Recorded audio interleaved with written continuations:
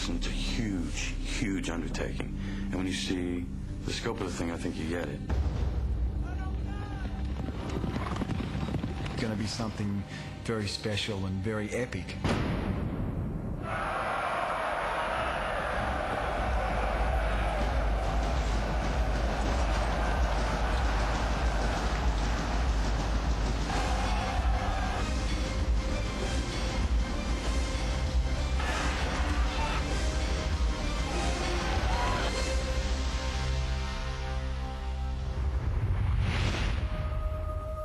The Trojans have never been conquered.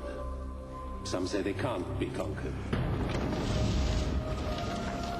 This will be the greatest war the world has ever seen. We need the greatest warrior. He's one of the greatest warriors of all time. So he has this immense skill. He's a machine. That man was born to end lives. Well, the fight is his skills. Fight is his art. Fight is his desire. And he's born, like Nestor says, to end lives. Who are you, soldier? Achilles. Achilles. I'll remember the name. He's a force of destruction. He's a pretty dark character. He's kind of haunted. And up! And move! His vulnerability is his invulnerability. Achilles has to follow his destiny, and he has been foretold that Achilles would be the greatest warrior that ever lived, and that he would achieve more glory than any warrior had ever achieved.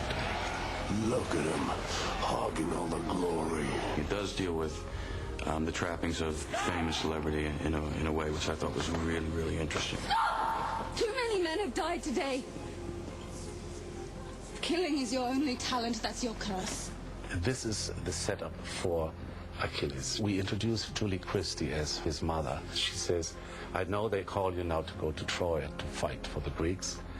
If you do that, your name will last forever. Glory will be yours. They will write stories about your victories for thousands of years.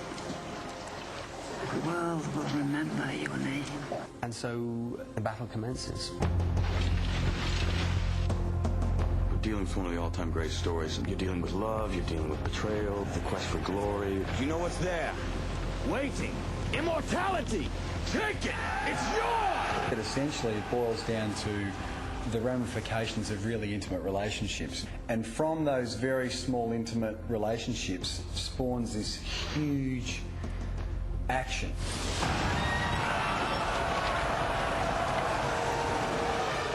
The whole drama, the whole war, just because two people fall in love.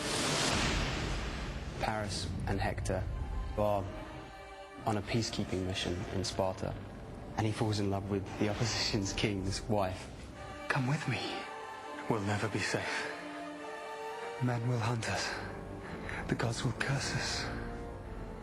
But I'll love you. For the first time, I would play kind of an anti-hero, really. He's a very kind of impulsive young man. Do you love me, brother? That's it. Put your back. Would you protect me against any enemy? Good. What have you done now? I must show you something. I play Hector. He's a man of his word, and his love of the city itself is as much as his family's. All my life, I've lived by a code. Honor the gods, love your woman, and defend your country.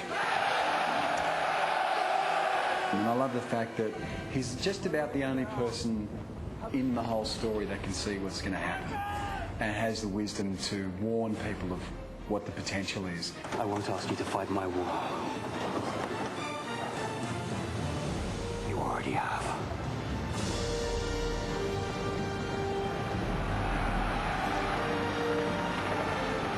Priam's convinced that it's true love, and he's prepared for his city to bear the brunt of what may come. I fought many wars in my time. Some were fought for land, some for power, some for glory. I suppose fighting for love makes more sense than all the rest. I played Priam. Well, he's the governor, he's the boss of Troy, and he will defend Troy against anybody who dares come near it, because the walls of Troy have never been breached. enemies have been attacking us for centuries, our walls still stand. Father, we can't win this war. It's just a ridiculous set of circumstances that brings you to be playing opposite one of the greatest actors of all time in Peter O'Toole. I was very excited to get the opportunity with Peter O'Toole, and to this day it's certainly a highlight for why we do what we do. Yeah, it's fantastic. It's fantastic. It doesn't change anything. You're still my enemy in the morning. You're still my enemy tonight.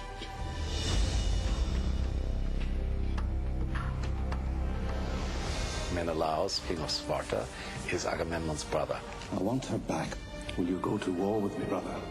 And it means, because it's Agamemnon, it means not a small war, but a big war. Agamemnon is it's one of those roles. It's a great role. It has everything in it. It has fire, it has passion, he's a leader, he's the king of kings. I mean, it's the best part in the movie, for God's sake. If Troy falls, I control the Aegean. Hector commands the finest army in the East. I'll attack them with the greatest force the world has ever seen. It really is about empire building. I mean, Helen is she's kind of metaphor, really. The face that launched 1,000 ships. They're coming for me. The wind is bringing them closer. Something so innocent like love, and something so brutal like the Trojan War. I think that's what is fascinating about it.